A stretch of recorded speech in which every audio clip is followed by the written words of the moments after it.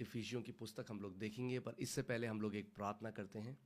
और आइए हम सब जहाँ कहीं आप हैं अपने साथ एक मन के होकर पूरे दिल से ये जानते हुए कि हम लोग जो भी प्रभु में साथ मिलकर ये उपवास कर रहे हैं, परमेश्वर का वचन कहता है he is a rewarder to those who diligently seek him.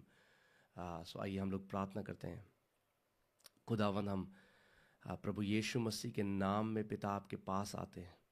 Father, we come before you in the name of Jesus, आपके अनुग्रह के सिंहासन के पास हम आते हैं, before your throne of grace, ये जानते हुए पिता knowing this, कि बिना आपके अनुग्रह के हम कुछ नहीं कर सकते। that without your grace we can do nothing. आपका अनुग्रह हमें सशक्त करता है, Your grace empowers us. आपका अनुग्रह हमें सिखाता है, Your grace teaches us. आपका अनुग्रह हमें एक पवित्र जीवन जीने की सामर्थ्य देता है। Your grace gives us the power to live a holy life. खुदावंद, मैं प्रार्थना करता हूँ जितने लोग आज हमारे साथ लाइव में जुड़े हैं, Lord, I pray for everyone who has joined us on the live today. हर किसी का एक एनकाउंटर तेरे जीवित वचन के साथ हो। Let each one of them have an encounter with your living word. प्रभु, कोई भी सेम ना रहे। Lord, let no one remain the same. प्रभु, जो ये उपवास प्रार्थना जो हम कर रहे हैं, This fasting prayer that we're doing, Lord, और प्रभु जो वचन आपने हमें दिया है कि ये साल ग्रेट ग्रेस और ग्रेट पावर का साल है, and the word that you have given to us, this is the year of great grace and great power.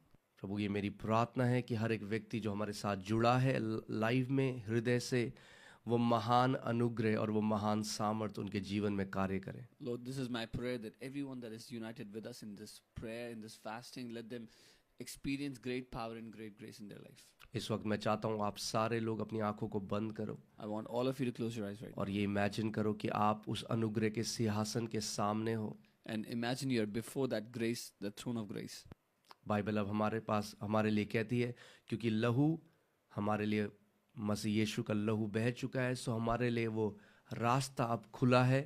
हम जब चाहें हियाव के साथ, पूरी बोल्डनेस के साथ परमेश्वर के सिंहासन के पास जा सकते हैं। The Bible tells us that the blood has been shed for us so we can walk boldly before the throne of grace. सो अभी परमेश्वर से बोलो, प्रभु अनुग्रह रिलीज कर, So ask the Lord to release that grace upon your life. प्रभु अनुग्रह release कर, Ask for that grace to be released. कि प्रभु ये मेरे इस साल की जो मेरी वॉक है खुदावन, ये अभी तक की मेरी बेस्ट वॉक हो आपके साथ। That Lord, this year's walk with you should be the greatest walk that I've had with you so far. प्रभु मैं इस रिश्ते को हल्का ना जानूं, कैजुअल ना जानूं, Lord, I would not take this relationship casually with you.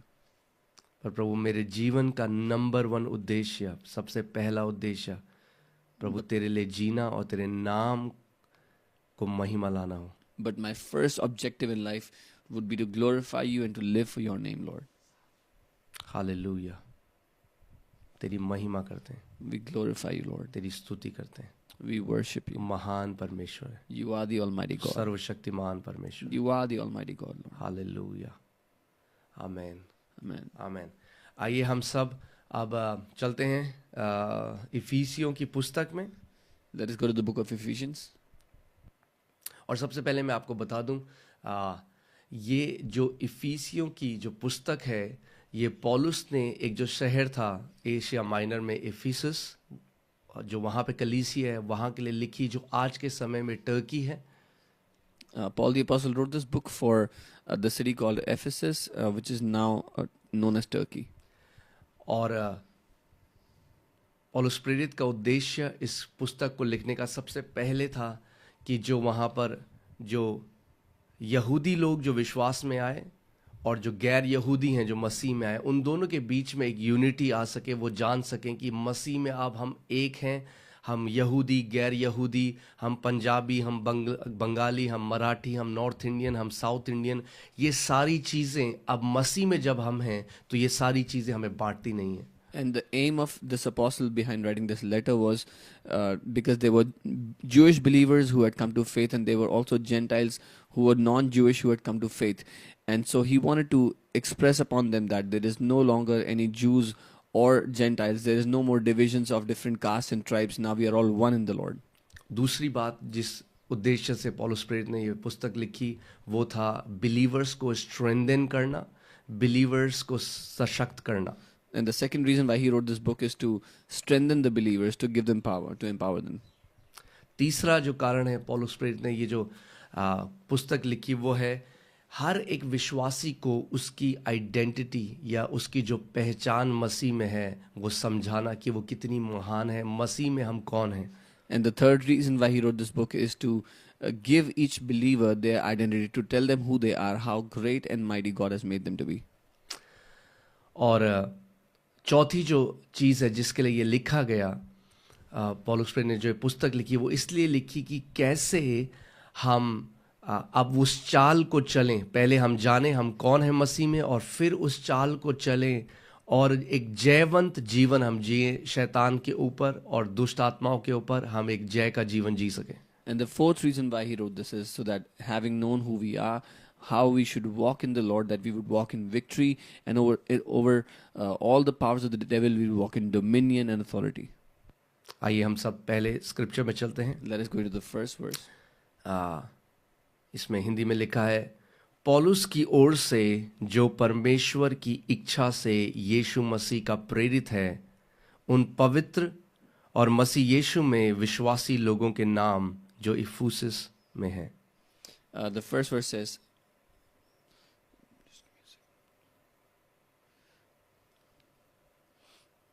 all right, the first verse says, Paul, an apostle of Jesus Christ by the will of God, to the saints who are in Ephesus and faithful in Christ Jesus. Amen. अब मैं ये सोच रहा हूँ कि ये पुस्तक हम कैसे कंप्लीट करेंगे, क्योंकि अगर एक एक स्क्रिप्चर को हम लोग जाएं, एक एक स्क्रिप्चर में इतनी मीट है कि हमें काफ़ी टाइम लगेगा. बट मैं फिर भी हम देखते हैं कैसे हम लोग करेंगे. पर मैं चाहता हूँ कि अगर हम इस पुस्तक में जा रहे हैं तो मैं थोड़ा डिटेल से आपको सिखाऊं कि ताकि इफिशियंस आप अच्छे से समझ पाएं और कई औरों को भी सिखा सकें. There is so much meat in this book that each verse has so much for us, but I want you to understand and learn this book so well that you can apply it and teach it to others also. Amen. So सबसे पहली बात, ये जो letter है पौलुस लिख रहा है, ये जो पत्री लिख रहा है, वो कह रहा है पौलुस की ओर से जो परमेश्वर की इच्छा से यीशु मसीह का प्रेरित है. The first thing he says, Paul, an apostle of Jesus Christ by the will of God. इससे सबसे पहली चीज़ मैं आपको ये बताना चाहता हूँ कि हर एक जो बुलाहट है, हर एक जो कॉलिंग है, वो परमेश्वर की ओर से ही होती है. कोई भी मनुष्य अपने आप को किसी बुलाहट में नहीं बुला सकता. So the first thing I want to tell you is that every calling is from God. No man can call themselves into any kind of calling. ये वॉलंटियरिंग नहीं होती. परमेश्वर के राज्य में जो 5-fold ऑफिस हैं, परमेश्वर ही लोगों को चुनता है और उसमें रखता है. This is not volunteering, and God only picks people and keeps them in different offices. So पहले केवल इस लाइन पे हम लोग अभी रुकते हैं. Paul, an apostle of Jesus Christ by the will of God. So we'll stop on this line.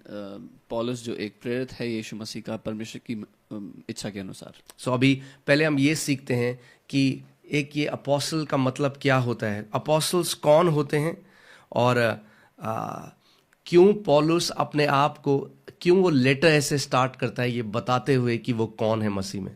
So first let us understand who are apostles and why does Paul start his letter like this. Amen. पहले आपको ये समझना बहुत ज़रूरी है कि apostle कोई religious या धार्मिक शब्द नहीं है. The first thing you need to know is that apostle is not a religious word at all.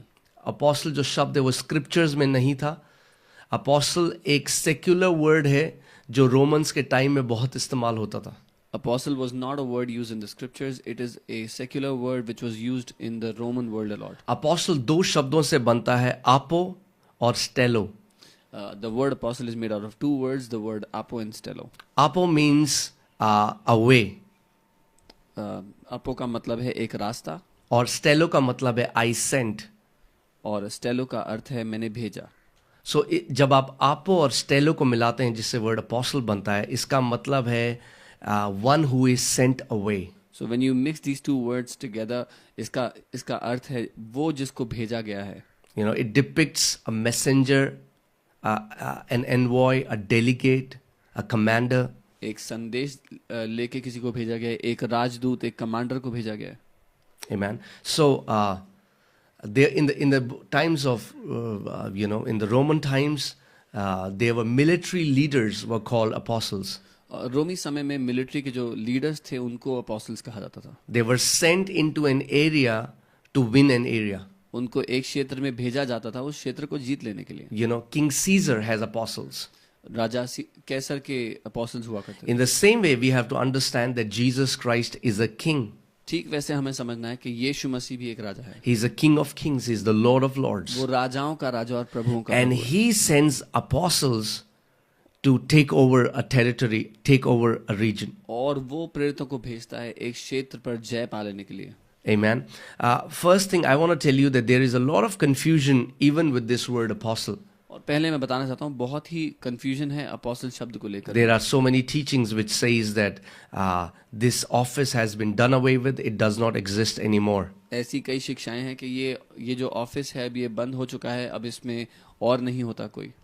And we don't have any scripture that backs these claims. हमारे पास कोई भी वचन नहीं है जो इन झूठी बातों को सहायता देता है.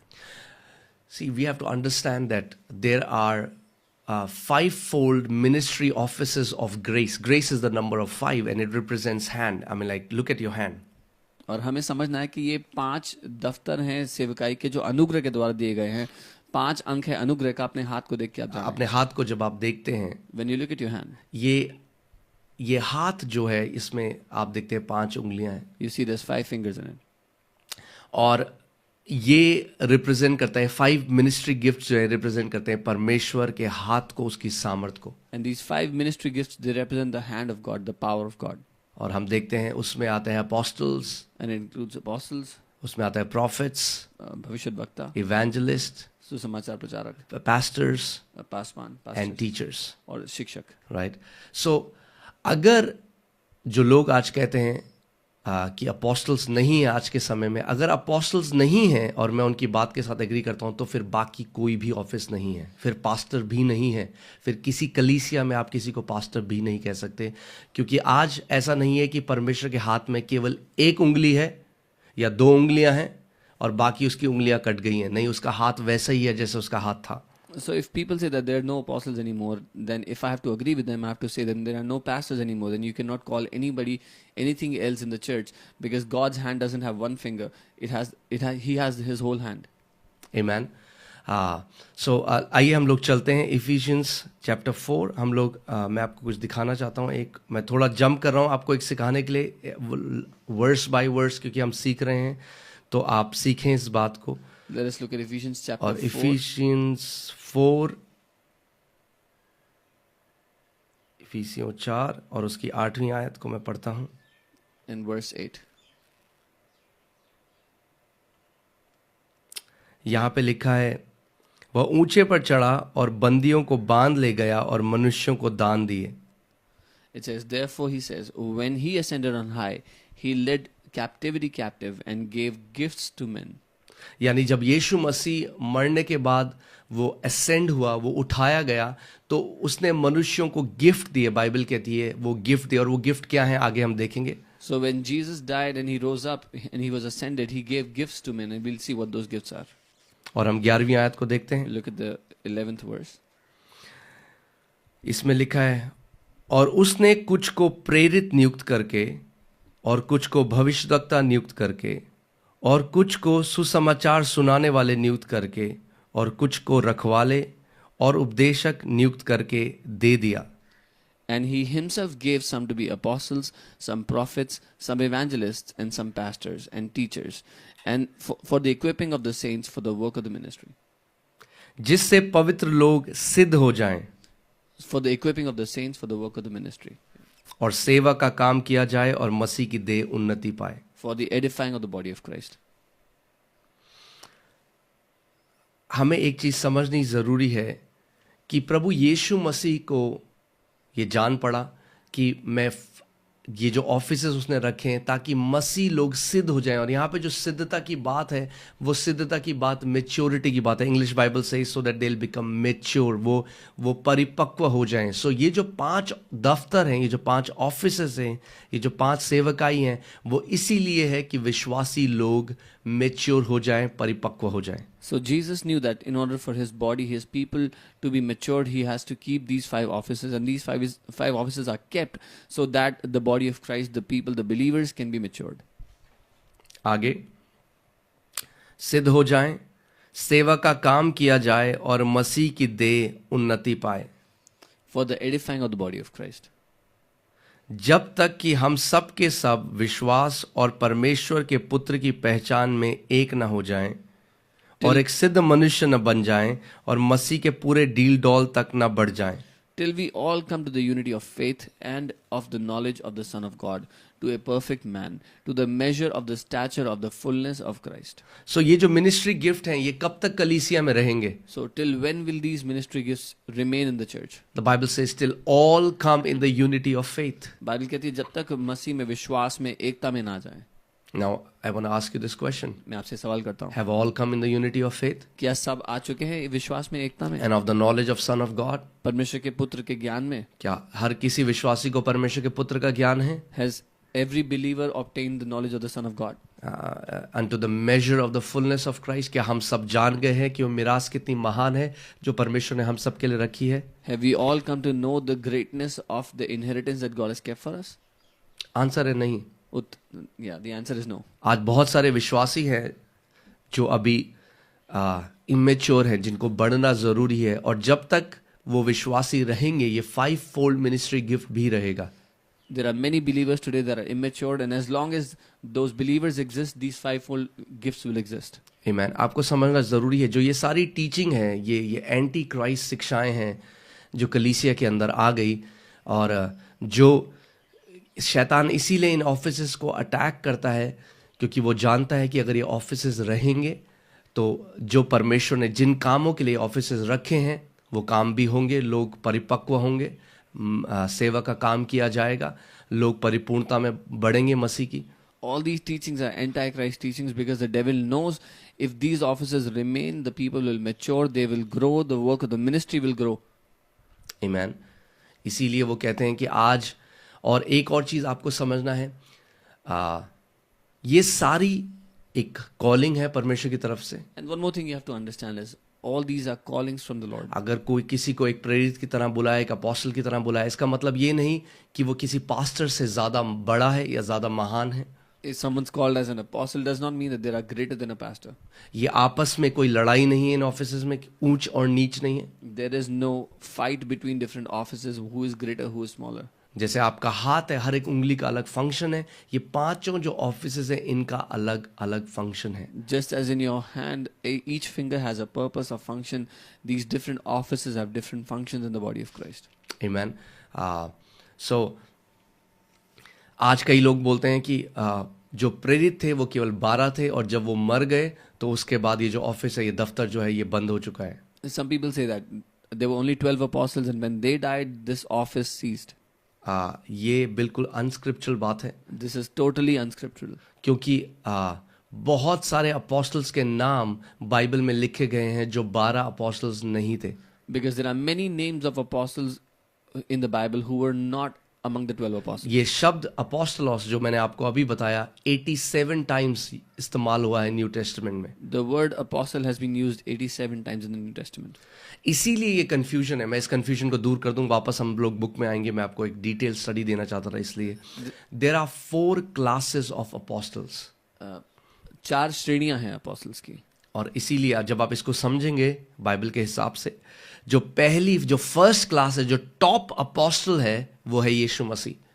The first and the highest is Jesus Christ himself. इब्रानी 3:1 को हम देखेंगे. We'll look at Hebrews 3 मैं इब्रानी and 1. इब्रानियों की पत्री 3 उसका 1 इसमें लिखा है, इसीलिए हे पवित्र भाइयों, तुम जो स्वर्गीय बुलाहट में भागी हो, उस प्रेरित और महायाजक यीशु मसीह को यहाँ पर प्रेरित या अपोस्टल कहा गया, उस प्रेरित और महायाजक यीशु पर जिससे हम अंगीकार करते हैं ध्यान करो. Therefore, holy brethren, partakers of the heavenly calling, consider the apostle and high priest of our confession, Christ Jesus. Amen. So आपको समझना पड़ेगा जो पांचों दफ्तर हैं उनके हेड पे यीशु मसीह खड़ा होता So है. you have to understand that at the head of all these 5 offices is Jesus Christ himself. Amen. The Bible calls Jesus an apostle Bible यीशु को एक प्रेरित कहती है because he was a sent one from the Father. क्योंकि वो पिता की ओर से भेजा गया था. यीशु मसीह ने कहा मुझे भेजा गया. That's what an apostle means. The word apostolos is just a messenger, a sent one. Jesus said, I am a sent one. Apostolos का अर्थ है जो भेजा गया.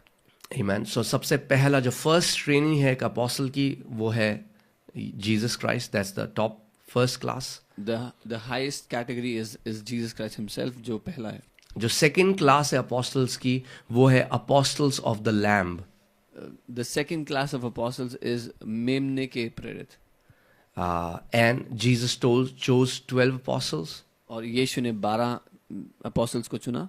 And ये बात सही है कि उस जगह में कोई और नहीं आ सकता. And this is true that no one else can come in that place. Amen. Revelation 21:14 में हम देखते हैं इसमें लिखा है and the wall of the city had 12 foundations and in them the names of the 12 apostles of the Lamb. So जो दूसरी है इन apostles को कहा जाता है apostles of the Lamb.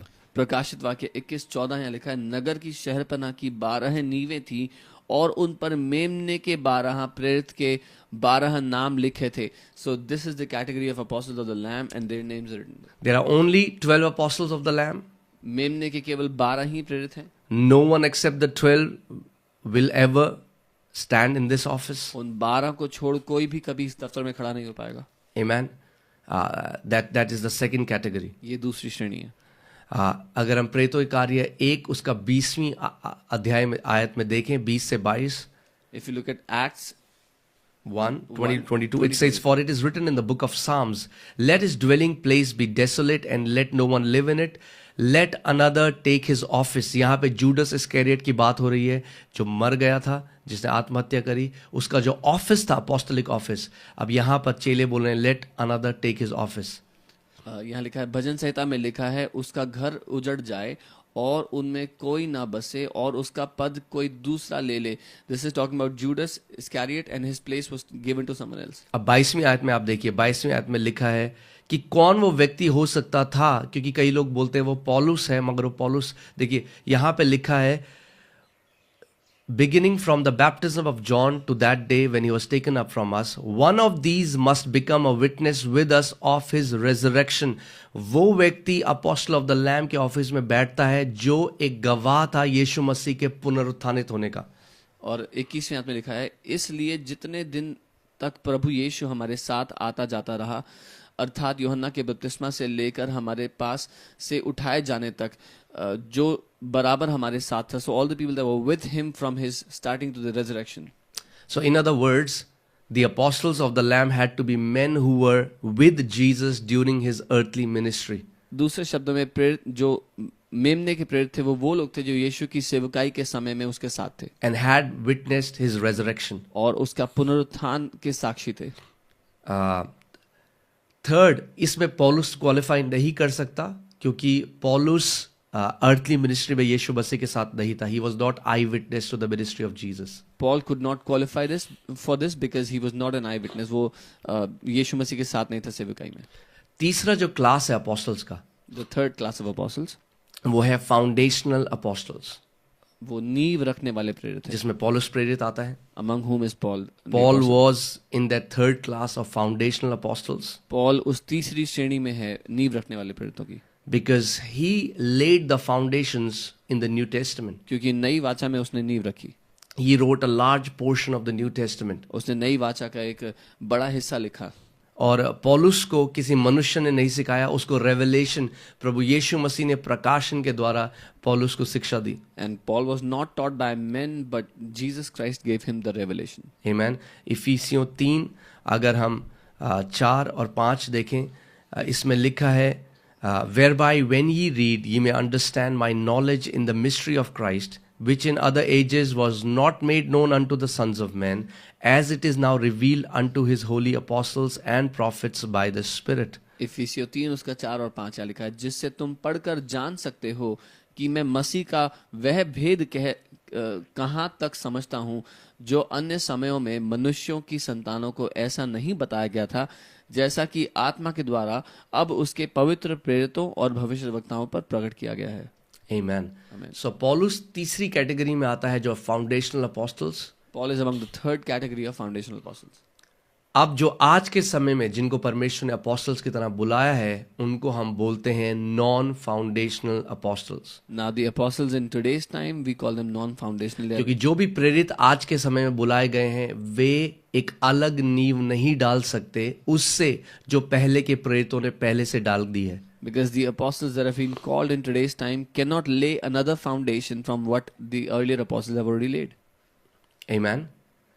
इसीलिए आज कोई भी अपोस्टल्स पहली तीन कैटेगरी में खड़ा नहीं हो सकता। Which is why no apostle today can stand in the previous three categories. Amen. आज के अपोस्टल्स को हम बोलते हैं non foundational apostles. Today's apostles we call them non-foundational. मगर इसका मतलब ये नहीं कि आज अपोस्टल्स नहीं है। But this does not mean that there are no apostles now. जैसे मैंने आपको बोला था, अगर अपोस्टल्स नहीं है तो फिर इवेंजलिस्ट भी नहीं है, टीचर्स भी नहीं है, पास्टर्स भी नहीं है और प्रॉफिट्स भी नहीं है। Just as I told you, if there are no apostles, there are no teachers, no evangelists, no pastors. क्योंकि शिक्षा नहीं है बॉडी में, इसीलिए इतना कंफ्यूजन है। Because there is no teaching in the body of Christ, this is why there is so much confusion. देखिए, pastor हर कोई इजीली एक्सेप्ट करता है अगर कोई अपने आप को पास्टर कहता है तो। If someone calls themselves a pastor, everybody easily accepts that. और वो भी फाइव फोल्ड मिनिस्ट्री का एक ऑफिस है। But that is also अगर one कोई of the आज अपने आप को प्रॉफिट कहता है या कोई अपने आप को अपोस्टल जो परमेश्वर खुदा ने बुलाया है तो लोग बोलते हैं देखो ये अपने आप को क्या समझ रहा है, ये बंदा ये कितना एरोगेंट बंदा है। और वे नहीं समझते कि जैसे ये फाइव फोल्ड मिनिस्ट्री का एक ऑफिस है, जैसे पास्टोरल ऑफिस है वैसे ही अपोस्टलिक ऑफिस भी है, वैसे ही प्रोफेटिक ऑफिस भी है। But when someone's called to be a prophet or an apostle and they acknowledge that, then people say he's a very proud person and he's calling himself this or that. But they don't understand these are one of the callings of the fivefold offices. मैं आपको ये भी बता दूं कि किसी भी office में आप इंट्रूड नहीं कर सकते, ये बहुत ही खतरनाक है। And I want to tell you, you cannot intrude into any office. This is very dangerous. मैं आपको ये भी बोल दूं कि आप देखते हैं अगर आपने एक मर्सिडीज गाड़ी देखी, If you saw a Mercedes car, तो अगर आप एक मारुति 800 लें और उसमें मर्सिडीज का लोगो लगा दें तो वो मर्सिडीज गाड़ी नहीं बन जाती। if you take a Maruti 800 and put a Mercedes logo on it, it does not become a Mercedes car. नहीं, लोगो आखिरी में लगाया जाता है। Logo is the last thing that is added पहले to a car. मेटल चुना जाता है, पहले वो जो धातु जिस स्टील से वो गाड़ी बनेगी वो आता है, उसके बाद उसके सारे पेच पुर्चे साथ में जुड़ते हैं, पहले बहुत काम होता है, लास्ट में जब गाड़ी पूरी बन जाती है उसके बाद उसके ऊपर लोगो आता है। At first, the metal is chosen, all the spare parts are brought together, and a lot of work is done before the car is ready, and at the end is when the logo is added. ऐसे ही परमेश्वर की calling का भी है। पहले आप परमेश्वर के साथ आपकी एक वॉक होती है। आप कई आज लोग हैं वो मिनिस्ट्री स्टार्ट करते हैं और जैसे ही शुरू करते हैं वो अपने आप को एक टाइटल बोलने लग जाते हैं। नहीं, पहले आप परमेश्वर के साथ जब चलते हैं सालों साल, परमेश्वर आपको सिखाता है और फिर वो समय आता है जब परमेश्वर की बॉडी, जो बॉडी ऑफ क्राइस्ट है, वो लोग रिकग्नाइज करते हैं जो बुलाहट आपके ऊपर है। And this is how it is in the kingdom when you walk with the Lord, and for many years you walk with the Lord until your calling is realized or the body of Christ starts to recognize your calling. But today many people, they start to do ministry and they start to call themselves with different titles, which is not the way it works. Let me say it this way. Title doesn't make anyone apostle or prophet. It's the call of God. मैं ये कहूँगा कि किसी को तमगा लगना या title लगने से कोई अपोस्टल या भविष्यवक्ता नहीं बनता, वो परमेश्वर की बुलाहट है जो उनको वो बनाती है। Amen. And it's the call of God. And उस कॉल के उतने अलग sacrifices भी हैं, उस कॉल के उतने अलग preparation period भी हैं। और ये परमेश्वर की बुलाहट है, and that call has equal amount of sacrifices and preparation period. Amen. और जब आप परमेश्वर के साथ आप चलते हैं वफादारी के साथ, जब आप परमेश्वर के साथ उस घनिष्ठता के साथ चलते हैं, उस विश्वास योग्यता के साथ चलते हैं, तो एक समय ऐसा आता है जब पवित्र आत्मा बाकी जो लोग हैं देह में उनको बोलता है कि इस व्यक्ति को अलग कर इस बुलाहट के लिए जो मैंने इसको दी है। And when you walk with the Lord faithfully, consistently over the years, the Lord tells the people around that person to separate this person for the work of the ministry. मैंने आपको बहुत छोटा करके टीचिंग दी है apostles की, बहुत ही deep teaching है, but मैं नहीं चाहता कि हम लोग इफिसियों की बुक में रहें, मगर मैं चाहता था कि जो लोग, जब भी आप एक एक लाइन भी पढ़ रहे हैं तो आपको पूरा पता हो कि क्यों पौलुस जो चीज़ें लिख रहा है वो लिख रहा है. I didn't want to go into deep teaching, but I want you to know each and everything that Paul the apostle is writing. Why is he writing it that way? प्रेरितों के कार्य 13 उसका दूसरी अध्याय मुझे बहुत अच्छा लगता है. आपको समझना चाहिए दैट चाहे कोई भी 5-fold ऑफिसेस हो, we are called by God, we are called by God, we are separated by God, but we are confirmed by men. Acts 13 verse 2, I really like it because it tells us परमेश्वर ने हमें बुलाया है, परमेश्वर ने हमें अलग किया है, लेकिन मनुष्य के द्वारा हम पहचाने जाते हैं. आमेन. जब मैं प्रभु में आया और अलग अलग भविष्यवक्ता जब कलीसिया में आते थे, आई थिंक अगर मैं टोटल देखूं तो 40 से ज़्यादा भविष्यवाणियाँ प्रभु ने मेरे ऊपर करी कि मुझे अपोस्टलिक ऑफिस के लिए बुलाया गया है जब मैं आया. मगर ऐसा नहीं है कि अगर भविष्यवाणी आई तो सीधे ऐसा हो गया. उसके बाद एक जर्नी हुई, 17 साल खुदा के साथ चलना, उसके साथ वफादारी में चलना, उसके साथ बहुत सारी चीज़ों को देखना, समझना, बढ़ना, और उसके बाद एक दिन जब आया जब प्रभु ने कहा कि अब मैं तेरे को रिलीज करता हूँ इस कॉल के लिए. When I came to the Lord, every time a prophet came to the church, I can say more than 40 different people prophesied over me that I have an apostolic calling. But there was a preparation of 17 years, and when that preparation was over, that's when the Lord said, now I release you into the prophetic office. Amen. So इस आयत को देखते हैं, acts 13:2, प्रेरितों के कार्य 13 उसका दूसरा अध्याय दूसरी आयत. इसमें लिखा है जब सारे जो लोग थे, जो डिसाइपल्स थे, जब वो मिल के प्रार्थना करते हैं, as they ministered to the Lord and fasted, the Holy Spirit said, now separate to me Barnabas and Saul for the work to which I have called them. जब वे उपवास सहित प्रभु की उपासना कर रहे थे तो पवित्र आत्मा ने कहा, मेरे लिए बरनबास और शाऊल को उस काम के लिए अलग करो जिसके लिए मैंने उन्हें बुलाया है. आमेन. और आप समझ सकते हैं कि जैसे मैंने आपको बताया, जैसे पास्टर एक कॉलिंग है परमेश्वर की तरफ से, and you can understand just as a pastor is a calling from the Lord, ऐसे ही अपोस्टल प्रॉफिट ये भी एक कॉलिंग है. Similarly, आज कलीसिया में पास्टर, टीचर और इवेंजलिस्ट एक एक्सेप्टेड ऑफिसेज हैं जो हर कोई एक्सेप्ट करता है. similarly, apostle and prophet is also a calling in the Lord. Today in the church, people easily accept somebody being called a pastor. अगर कोई evangelist, बोलता है or मैं teacher. पास्टर हूँ, या कोई बोलता है मैं इवेंजलिस्ट हूँ, कोई बोलता है मैं वचन का शिक्षक हूँ, तो कोई गलत नहीं सोचता.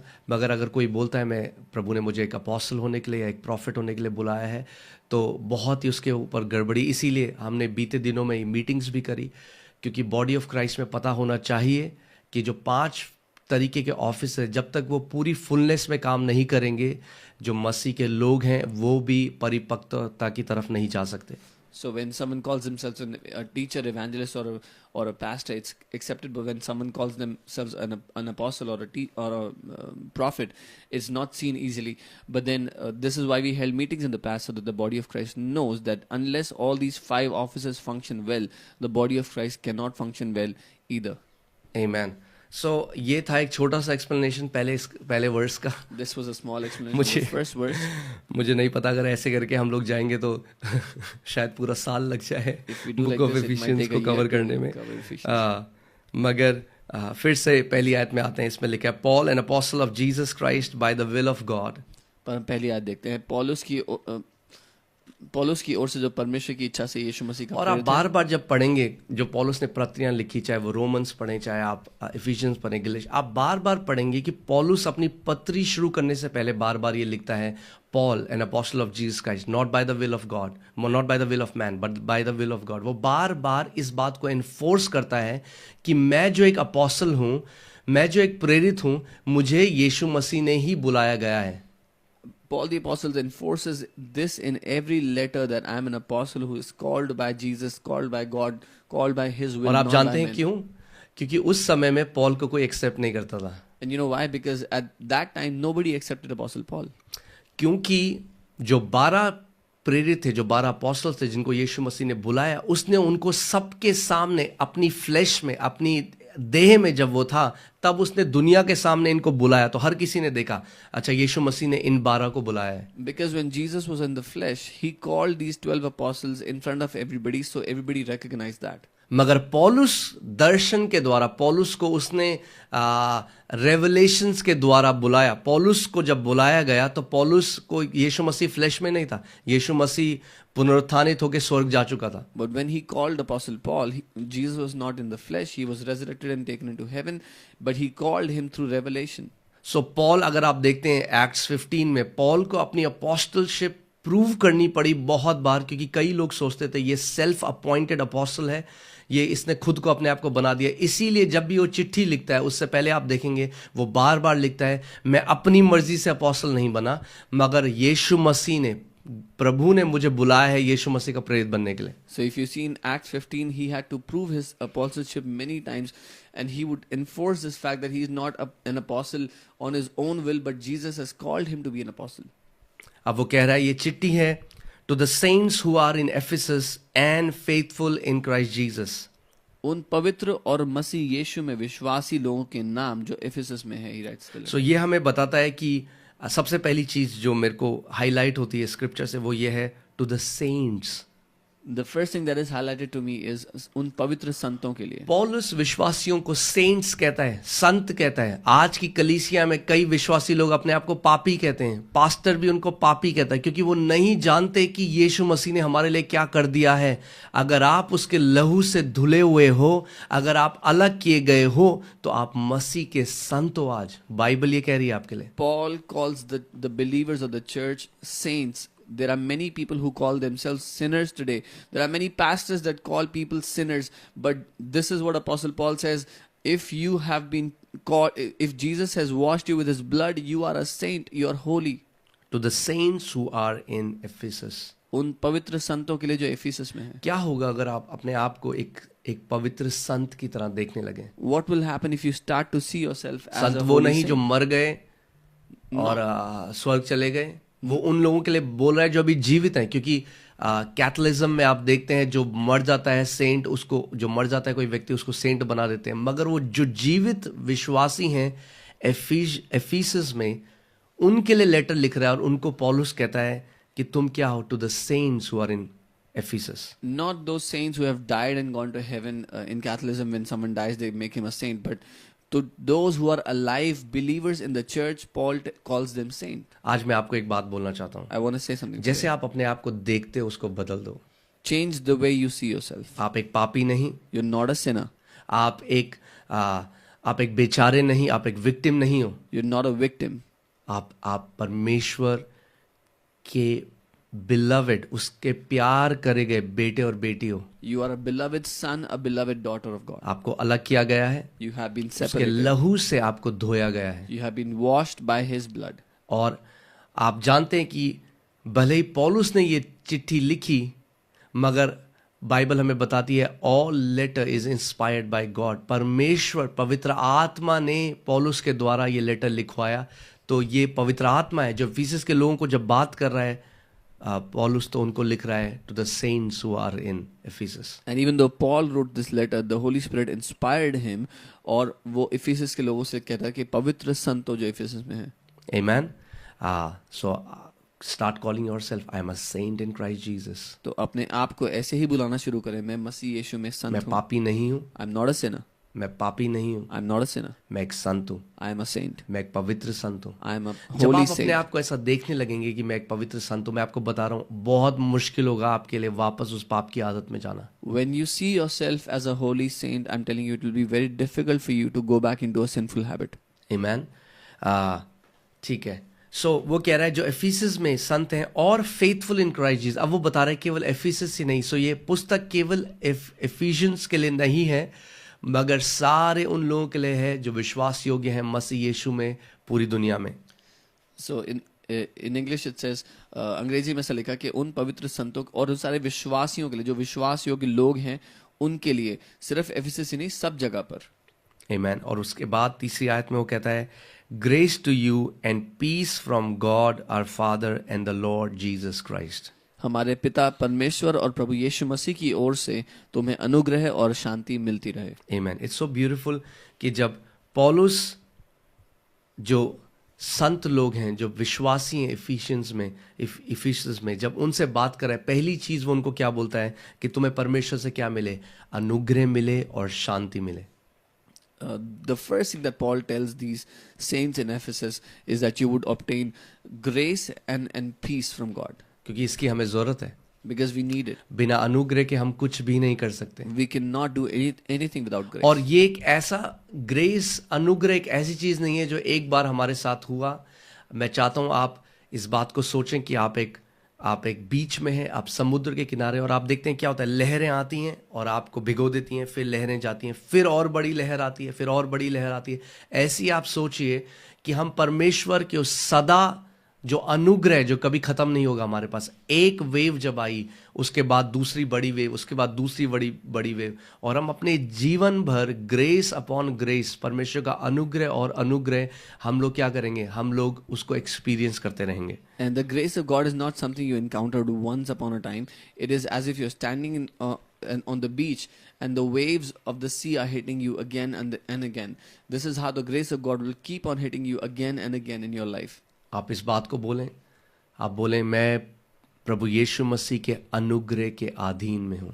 Say, I am under the grace of Lord Jesus Christ. मैं परमेश्वर प्रभु यीशु मसीह के अनुग्रह के अधीन हूँ। I am under the grace of the Lord Jesus Christ. मैं आपको बता रहा हूँ, जितना ज्यादा आप अनुग्रह को पुकारेंगे, उतना ज्यादा सामर्थ आपके पास होगी पाप को ना कहने के लिए। आप जो नहीं करना उसको ना कह सकते हैं, और जो करना है उसको करने के लिए अनुग्रह आपको सामर्थ देगा। The more you call out to that grace, the greater power you will have to say no to unrighteousness, to what you don't want to do, and more power you will have to do the things you have to do. Amen. और आज कितने सारे ऐसे विश्वासी हैं जो piece में नहीं जीते परमेश्वर के, जो फ्रस्ट्रेटेड हैं, जो उसकी सिद्ध शांति में नहीं जी रहे, जबकि यीशु मसीह ने हमसे कहा कि मैं अपनी शांति तुम्हें दिए जाता हूँ, जैसे ये संसार देता है मैं वैसे तुम्हें वो शांति नहीं देता, मगर मैं अपनी शांति तुम्हें देता हूँ। And there are many believers today that are frustrated. They don't live in the peace of God. But Jesus said, I give you my peace, not the peace of the world, but my peace I give to you. Amen. और मेरी यही प्रार्थना आपके लिए है आज कि उसका महान अनुग्रह और वो शांति आपके ऊपर हो, और आप उसके अनुग्रह में जियो, उसकी शांति में जियो। And this is my prayer today for you, that you will live under His divine grace and His peace. It would be abundant in your life. आज हमने 3 वर्सेस देखे हैं। We have seen 3 verses today. कल hopefully हम थोड़ा और ज़्यादा कर पाएंगे, क्योंकि हमें 21 दिन के अंदर ये पुस्तक खत्म भी करनी है। We'll look at more hopefully from tomorrow onwards. We have to finish this book in 21 days. Amen. But मैं आपको थोड़ा एक प्रैक्टिकल इंस्ट्रक्शन ये दे रहा हूँ कि जब आप उपवास में ज़्यादा से ज़्यादा अन्य भाषा में प्रार्थना करें। But I'll give you a practical instruction. Pray as much as you can in कई लोग जो नौकरियां कर रहे हैं वो कह रहे हैं हम तो नौकरी कर रहे हैं, हम क्या करें? So stay in the spirit of prayer. परमेश्वर जानता है, वो अनुग्रहकारी है। अगर आप नौकरी कर रहे हैं तो जितना थोड़ा समय आपको मिलता है, जब आप कैब से या जब आप ऑफिस जा रहे हैं, जब आप आ रहे हैं, तब आप अन्य भाषा में प्रार्थना कर सकते हैं। ऑफिस में काम करते करते भी अपने चित्त में आप बोल सकते हैं, प्रभु मैं तेरी प्रेजेंस में हूँ, प्रभु जबकि मैं अपने ऑफिस का काम कर रहा हूँ, प्रभु तेरी उपस्थिति यहाँ पर है, मेरे ऑफिस में भी है। आप अपने चित्त को बार बार परमेश्वर के ऊपर लगाइए। Those of you who are working, who are going to offices, even though you have to work, but stay in that spirit of prayer and speak to the Lord, commune with Him. Lord, I'm here in my office and your presence is here with me. And when you're traveling to and fro from your office, pray in tongues, pray so you remain in the spirit. कई लोग हमें comments में लिख रहे हैं उनको अन्य भाषा का वरदान नहीं है, तो आप मांगे इस फास्टिंग प्रेयर में।